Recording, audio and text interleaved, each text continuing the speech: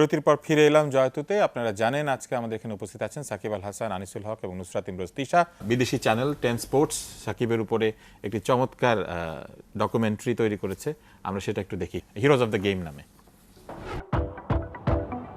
He may no longer be the Bangladesh captain after more than 2 years in charge, but with Lionheart performances, all-rounder Shakib Al Hasan continues to show traits of a natural leader that can inspire an often lacklustre team. He's a fearless competitor. I think few and far between with our guys. They're all a little bit nervous, but Shakib, total belief in himself, and that rubs off on the other players. I think he always wants the challenge of with the bat or with the ball in his hand, and it's something you need with your captain and with your number one player.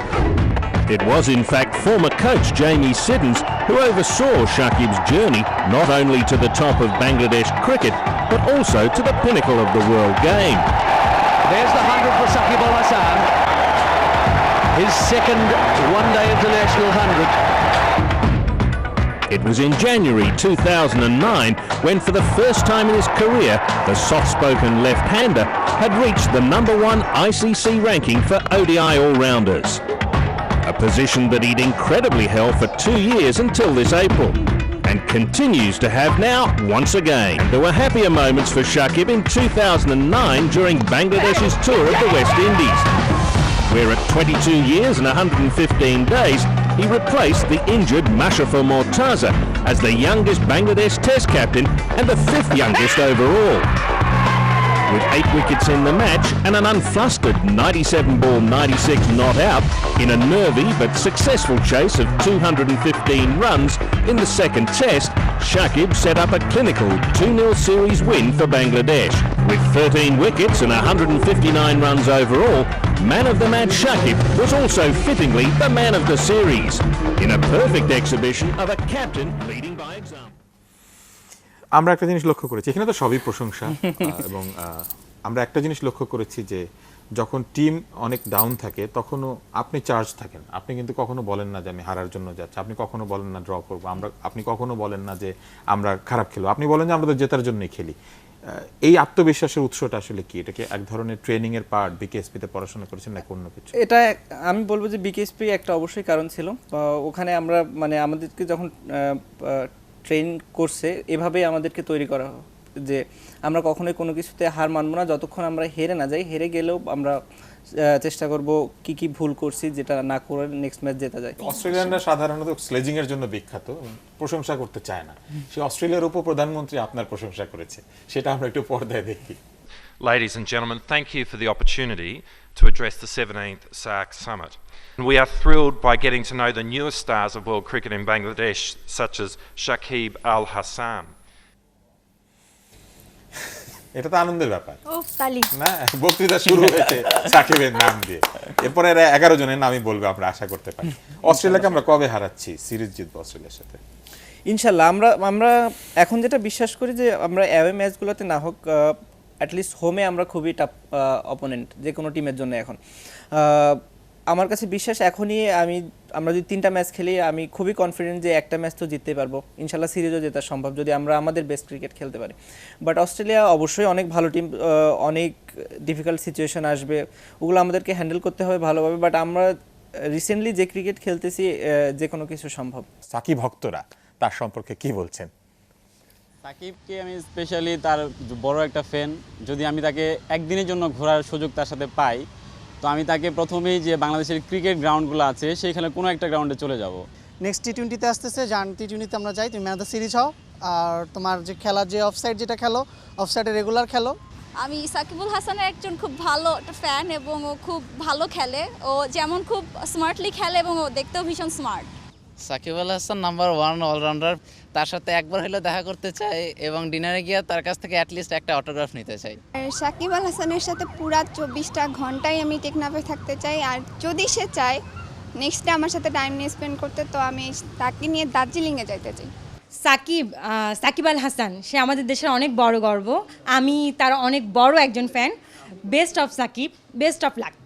Shakib অনেক জোস খেলে, আর শুধু খেলাই না, ওর personality অনেক awesome. বাংলাদেশে কোনো sports পার্সনের এরকম অ্যাটিটিউড, এরকম ক্যারেক্টার আমি দেখি নাই। সাকিব আমাদের দেশের একজন ভালো প্লেয়ার, এবং উনি আমাদের দেশকে সবার কাছে তুলে ধরেছেন, so we are fan. Shakib আসলে আমার অনেক ফেভারিট ক্রিকেটার। আমি 2007 সাল থেকে সাকিবের খেলা দেখি। বাংলাদেশে খেলা হলেই আমি সাকিবের জন্যই তালি দেই। সাকিব যে কলকাতায় গিয়ে এত ভালো করেছে সেটা খুব ভালো ব্যাপার। বিশ্বসেরা অলরাউন্ডার আমাদের খুব ভালো লাগছে, আমার ফেভারিট ক্রিকেটার। সাকিব আমাদের ফেভারিট ক্রিকেট প্লেয়ার, ও অনেক ভালো খেলে। আমরা সাকিবকে খুব খুব পছন্দ করি। ইম্মা যদি পারমিশন দেয় তাহলে আমরা ওর মতন অলরাউন্ডার হয়েই থাকবো। পারমিশন পেলে একজন অলরাউন্ডার হবে বলেছে। হ্যাঁ, পারমিশন।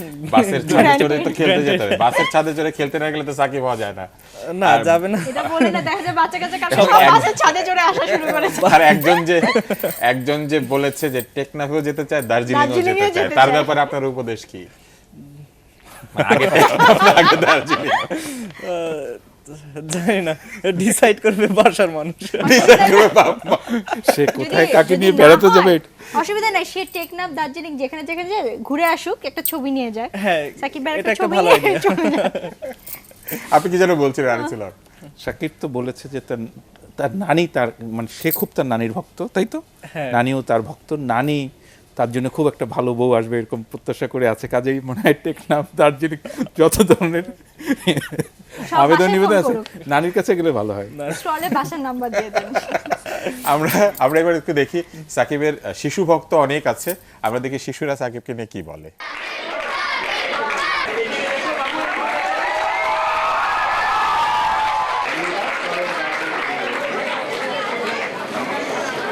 সাকিব ভাইয়া, আচ্ছা ভাইয়া, লেখাপড়া একটা ক্রিকেটার হতে পারি, ভালো মানি ক্রিকেটার। কষ্ট করতে হবে, এটা হলো সব থেকে বড় কথা। আমি কখনোই বলবো না যে পড়ালেখা ছাড়া ক্রিকেটার হওয়া সম্ভব। কোনো খেলায় আমার মনে হয় না পড়ালেখা ছাড়া করা উচিত কিংবা এটা ভালো হবে। তো এডুকেশনটা অবশ্যই খুবই ইম্পর্টেন্ট। তো আমার মনে হয় পড়ালেখার পাশাপাশি খেলাটা চালানো ভালো। আর তো তেমন কিছু বলার খুঁজে পাচ্ছি না, কারো যদি কোনো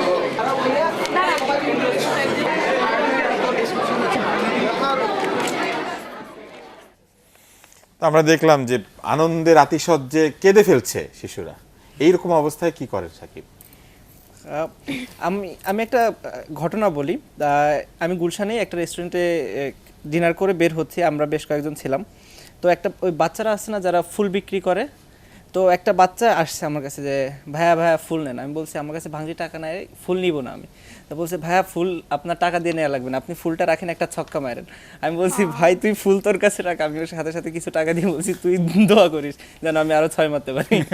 সারা বাংলাদেশ কিন্তু দোয়া করতে থাকে যে 6 মারুক, উইকেট পাক, জিতুক। ফিরে আসছি ছোট্ট বিরতির পর।